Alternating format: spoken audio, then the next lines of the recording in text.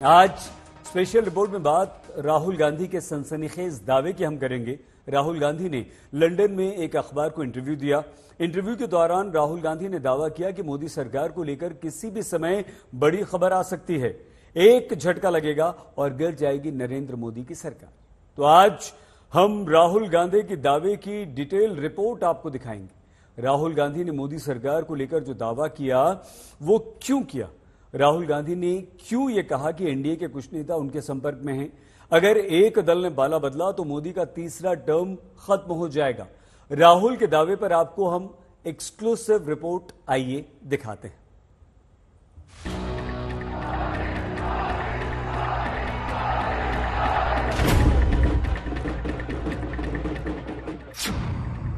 राहुल गांधी के दावे से मचा सियासी हड़कंप।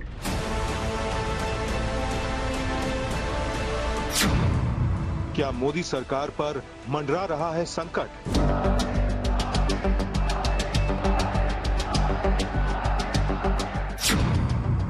क्या राहुल के संपर्क में हैं एनडीए के सहयोगी?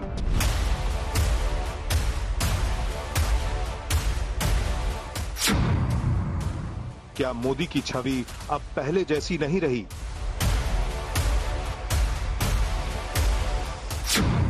क्या राहुल गांधी की भविष्यवाणी सच होगी?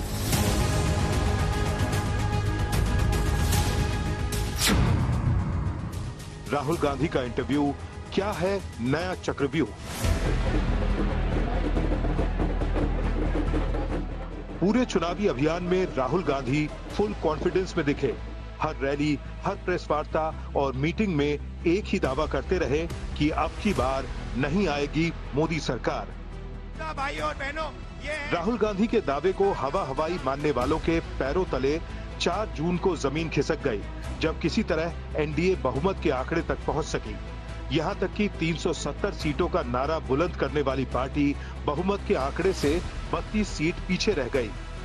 यानी अकेले अपने दम पर बीजेपी को पूर्ण बहुमत नहीं मिला। गारंटी करके निकलो, नरेंद्र मोदी हिंदुस्तान का प्रधानमंत्री नहीं बनेगा।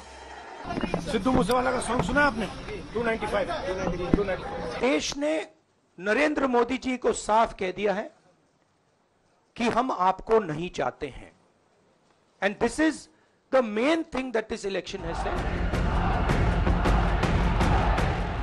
एनडीए बहुमत के आंकड़े को पार कर गया। मोदी ने तीसरी बार प्रधानमंत्री पद की शपथ ले ली, लेकिन एनडीए को मिली कामयाबी भी बीजेपी के प्रदर्शन पर छाई निराशा में आशा की किरण नहीं जगा सकी। तो इस देश के लिए ये भी चिंता का विषय है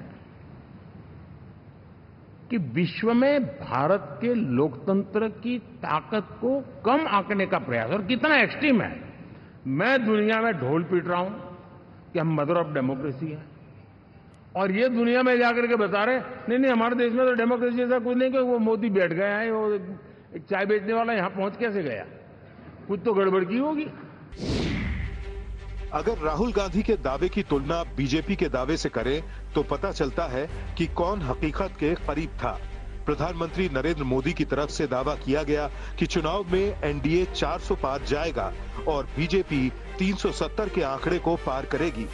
वहीं राहुल गांधी ने दावा किया कि इंडिया गठबंधन 295 सीटें जीतेगा। अगर नतीजों की तुलना करें तो बीजेपी का दावा कहीं नहीं टिकता। 400 पार की बात कही, लेकिन आई 293।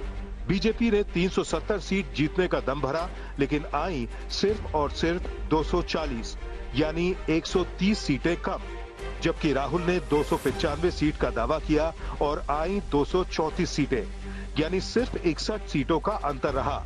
ऐसे में राहुल गांधी का दावा बीजेपी के दावे पर भारी पड़ा। फिर एक बार 4 जून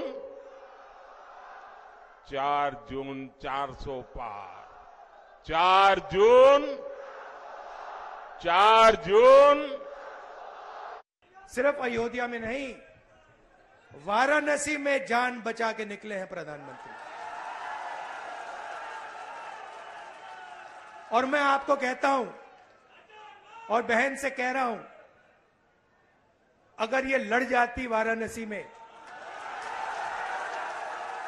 अगर ये लड़ गई होती तो आज हिंदुस्तान के प्रधानमंत्री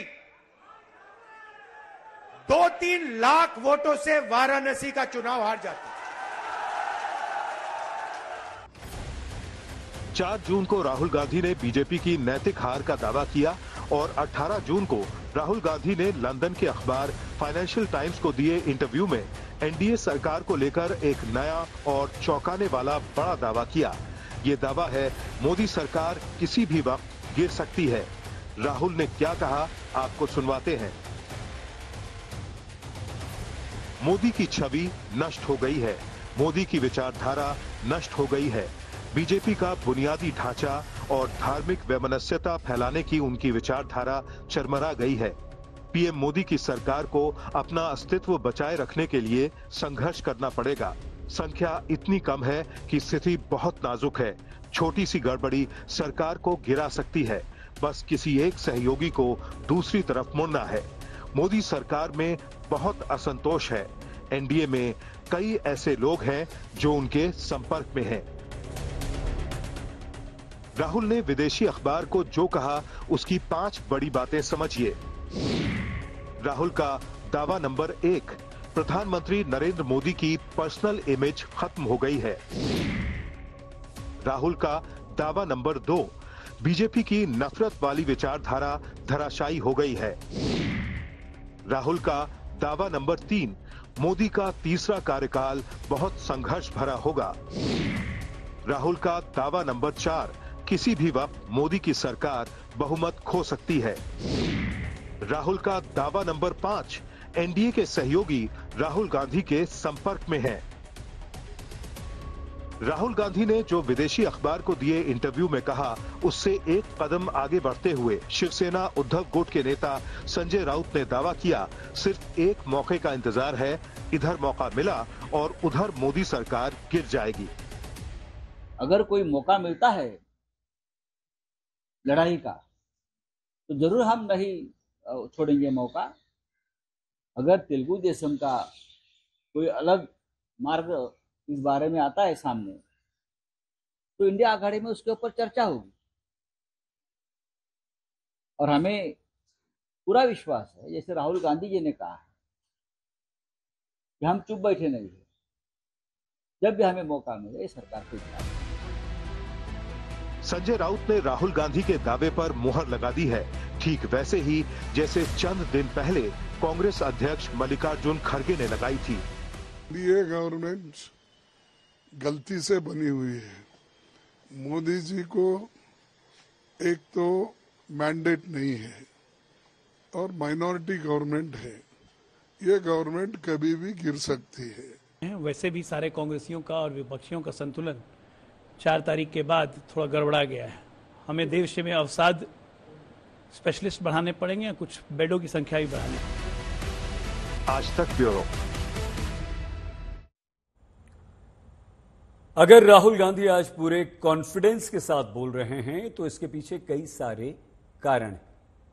राहुल गांधी ने भारत जोड़ो यात्रा से अपनी इमेज बदली है, संविधान बचाने का नारा देकर लोकसभा का चुनाव लड़ा है, क्षेत्रीय दलों को अपने साथ लिया है, इंडिया गठबंधन में शामिल दलों को पूरी अहमियत दी है और इतिहास में पहली बार कांग्रेस सबसे कम सीटों पर चुनाव लड़ी। और सबसे बड़ी बात, दलित और महिलाओं के मुद्दे पर कांग्रेस ने ये चुनाव लड़ा है। वहीं अगर बात हम बीजेपी के खराब प्रदर्शन की करें तो उसके भी कई सारे कारण हैं। सिटिंग सांसदों के प्रति लोगों की नाराजगी जबरदस्त दिखी, पार्टी के कार्यकर्ताओं की चुनाव में अनदेखी नुकसान कर गई। आरएसएस के स्वयंसेवकों का चुनाव में सक्रिय नहीं होना बीजेपी को भारी पड़ गया। 400 पार का नारा उल्टा पड़ गया और सबसे बड़ी बात यह कि विपक्ष के नैरेटिव को तोड़ने में बीजेपी पूरी तरह से नाकाम रही है।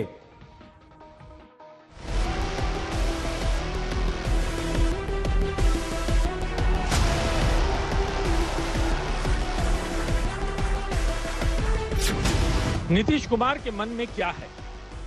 पूरा भरोसा है कि जो कुछ भी बचा है अगली बार ये सब पूरा कर देंगे।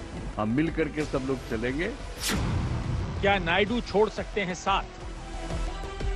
For the 3 months, Honorable PM never took any rest. Day and night. चिराग को लेकर कोई संदेश है? मैं मेरे प्रधानमंत्री आदरणीय नरेंद्र मोदी जी को बधाई देता हूं। आपकी वजह से एनडीए को ये प्रचंड जीत हासिल हुई है, इसका श्रेय आपको जाता है सर। क्या शिंदे बदल सकते हैं पाला? पिछले 10 सालों में हमारे आदरणीय प्रधानमंत्री जी ने इस देश का विकास किया, इस देश को आगे बढ़ाया, इस देश का नाम पूरी दुनिया में रोशन करने का काम किया, देश की अर्थव्यवस्था को मजबूत किया। एनडीए सरकार में अहम भूमिका निभाने वाले सभी दलों ने खुल्लम खुल्ला अपना सपोर्ट बीजेपी को दिया। दावा यही किया कि बिना किसी शर्त के नरेंद्र मोदी के साथ है। तो सवाल यही है कि राहुल गांधी एनडीए के किस सहयोगी के संपर्क में होने की बात कह रहे हैं। छोटी सी गड़बड़ी सरकार को गिरा सकती है, बस किसी एक सहयोगी को दूसरी तरफ मोड़ना है। मोदी सरकार में बहुत असंतोष है। एनडीए में कई ऐसे लोग हैं जो उनके संपर्क में हैं।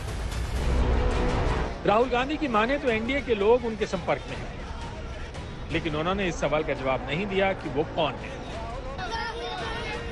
यानी राहुल ने अपने पत्ते नहीं खोले।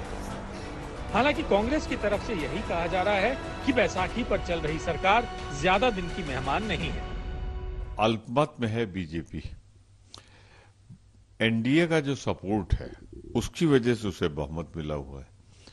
जो मोदी जी की स्टाइल ऑफ फंक्शनिंग है, जिस तरीके से वो अपने मंत्रियों की भी नहीं सुनते, सीधे ब्यूरोक्रेट से सरकार चलाते हैं, या जिस तरह अपने सहयोगी दलों के साथ अब तक उनका बर्ताव था एनडीए में, किसी के सुनते ही नहीं थे, तो अब ये मुश्किल होगा। तो राहुल जी ने जो कहा है बिल्कुल ठीक कहा है कि इस सरकार अल्पमत की सरकार है, भाजपा के अल्पमत की सरकार है, और इस पे ताजुब तब नहीं होना चाहिए जब ये सरकार गिरे। ताजुब तब तक होना चाहिए जब तक ये सरकार चल जाए। या तो मोदी जी अपनी प्रणाली बदलेंगे, अमित शाह जी बदलेंगे, और अगर नहीं बदलेंगे तो ये सरकार चलेगी नहीं। मुंगेरी लाल का हसीन सपना राहुल गांधी जी दिन के उजाले में ले रहे हैं, और ये बयान उनका 2014 से चल रहा है। तो ये मुंगेरी लाल का हसीन सपना जो पिछले 10 साल नहीं पूरा हुआ, आगे भी पूरा होने वाला नहीं है। एनडीए पूरी तरह मजबूत है और एनडीए की पूर्ण बहुमत की सरकार है।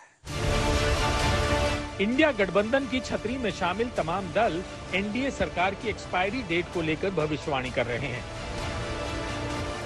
लेकिन नरेंद्र मोदी ने अपने तीसरे टर्म को लेकर क्या दावा किया, सुनिए। दुनिया के लोकतांत्रिक देशों में ऐसा बहुत कम ही देखा गया है कि कोई चुनी हुई सरकार लगातार तीसरी बार वापसी करे।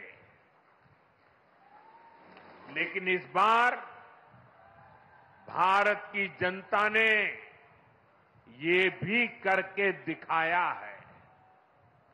ऐसा भारत में 60 साल पहले हुआ था।